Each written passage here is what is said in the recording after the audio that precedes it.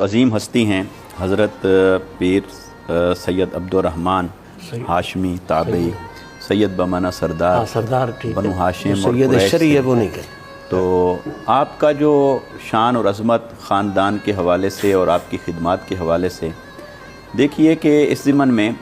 آپ آقا علیہ السلام کے چچا زاد بھائی جناب حضرت ربیعہ بن حارث بن عبد المطلب بے شک کے ساتھ فرزندی کا رشتہ ہے آپ کا، صحیح بات اور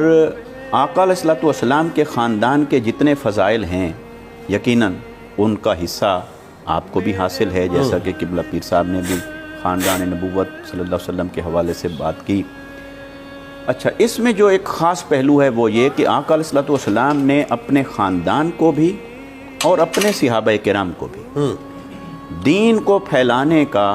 اس پر قائم رہنے کا، اس کی ترویج اور اشاعت کے لیے ہمیشہ قربانیاں دیتے رہنے کا بالکل ایسا وہ جذبہ بھر دیا تھا کہ یہ ہستیاں پھر ہمیشہ انہی نقوش قدم پر چلتی رہی۔ تو لہٰذا آپ چونکہ تابعی ہیں اور آپ کے بارے میں یہ بات تاریخ کے اوراق پہ ہمیں رقم ملتی ہے کہ آپ سب سے پہلے تابعی ہیں جو برصغیر پاک و ہند کے اندر تشریف فرما ہوئے، اگرچہ کچھ تاریخ دانوں نے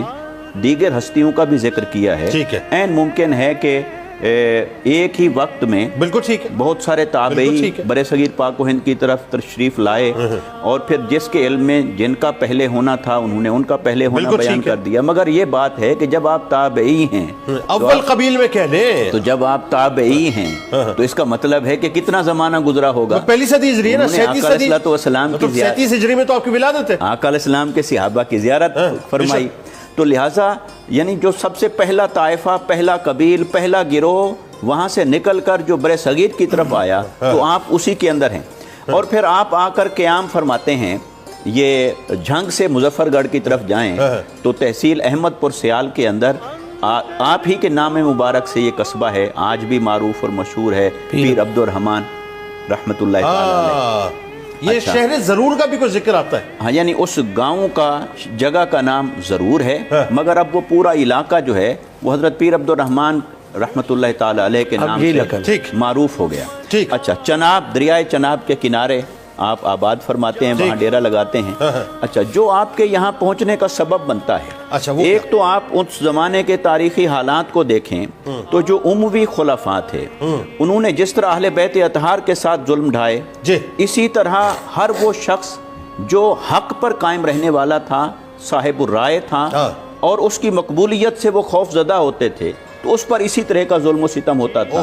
تو آپ کے جو آبا و اجداد تھے تو وہ اسی زمن میں وہاں سے منتقل ہوئے اور آپ بصرہ میں آباد ہوئے، پھر بصرہ کے بعد بخارا میں آباد ہوئے اور پھر یہاں آپ تشریف لائے۔ اور میں یہ اس کو اس اینگل سے دیکھتا ہوں کہ اللہ تبارک و تعالی جب کسی ہستی کو کسی جگہ بھیج کر وہاں کے علاقے کو فیضیاب فرمانا چاہتا ہے تو ایسے حالات پیدا کر دیتا ہے کہ وہ حالات کے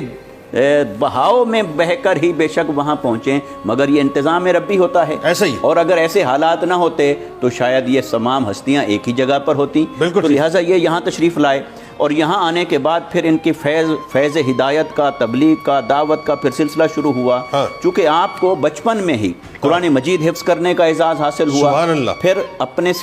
والد گرامی سے، گھر کے ماحول سے اور صحابہ کرام سے اور اہل بیت اطہار سے جس قدر ان کا قریب کا تعلق تھا خاندان بنو ہاشم سے ہونے کے ساتھ ساتھ، تو اسی کے جو تربیت کا اظہار ہوا وہ یہاں آ کر ہوا۔ اچھا، آپ دیکھیں صرف قرآن پاک نہیں بلکہ احادیث کے علوم بھی جو ہے، احادیث کے علوم میں،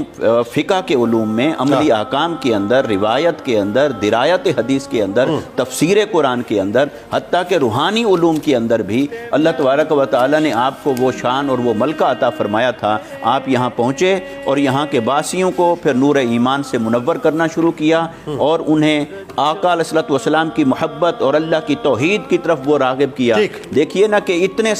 100 سال گزر جانے کے باوجود اگر وہ چراغ آج تک اسی طرح روشن اور منور ہے تو اس کی ضیاء پاشی کے اندر کوئی تو جوہر ہے جو انہوں نے اپنی ریاضت اور مجاہدہ سے حاصل کیا تھا اور اس کی تابان